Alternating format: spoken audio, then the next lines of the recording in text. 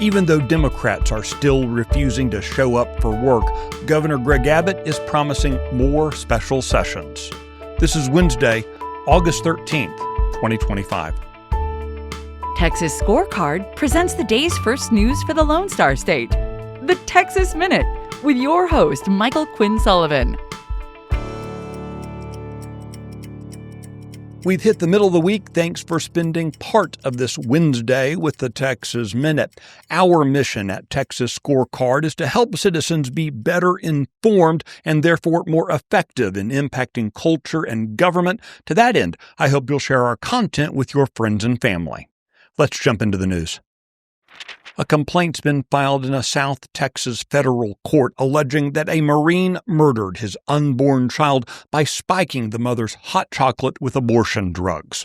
The lawsuit has been filed against Aid Access, an organization that ships abortion pills into Texas, and the father, Christopher Cooprider, a Marine.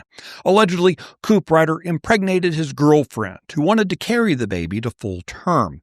Cooprider, the lawsuit asserts, purchased abortion pills from Aid Access and repeatedly urged her to take them. When she refused, Cooprider is alleged to have doctored the woman's hot chocolate with them. The woman began hemorrhaging and cramping shortly after, and the baby died. Attorney General Ken Paxton is asking a Tarrant County judge to hold Robert Francis Beto O'Rourke in contempt of court, seeking both fines and jail time. Paxton is accusing O'Rourke of openly defying a temporary restraining order that barred him from fundraising for runaway Democrat lawmakers' personal expenses.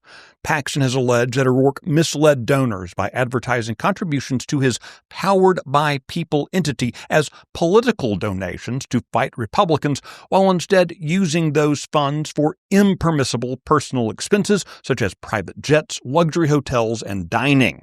The Tarrant County judge issued a temporary restraining order last week against O'Rourke and the group.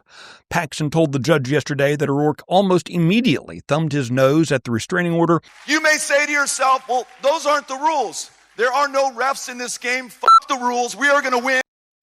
The court is being asked to fine O'Rourke and Powered by People $500 for each violation of the order and to jail O'Rourke until he demonstrates a willingness to comply. Even though the House has been at a standstill, the Texas Senate powered through the remaining items on Governor Greg Abbott's special session agenda yesterday.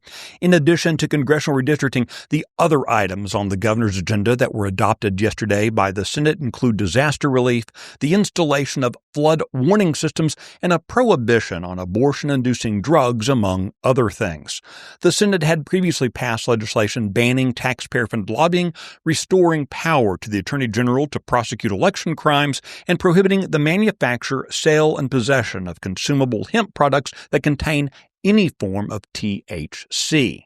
While the Senate has passed all of the governor's priorities, Lieutenant Governor Dan Patrick acknowledged that the Senate may be forced to undertake the same work all over again in a second special session. More on that when the Texas Minute returns after this. What are the important things out there in Texas politics and Texas news that matter to you, and what can you do about it? That's what we want to bring you with the Luke Macias Show on a weekly basis for 20 to 30 minutes. That way you can get the information and go do something for the rest of your week. I look forward to coming to you every Wednesday.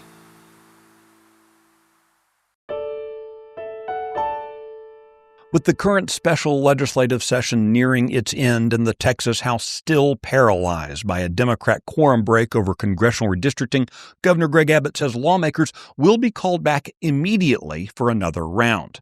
The governor said the next special session will, quote, have the exact same agenda. He hinted that he might be adding additional items. The current impasse began when House Democrats fled the state to block legislation on new congressional maps. Without at least 100 members present, the House can't conduct its business. It is worth noting that the entire process for moving legislation restarts with each special session. You can find details on all the stories mentioned today and keep up with the latest news by visiting TexasScorecard.com. This edition of the Texas Minute was based on the original reporting of Travis Morgan, Sidney Henry, and Brandon Waltons. Our producer is Nick Shepard. I look forward to seeing you out around the Lone Star State. Have a great day.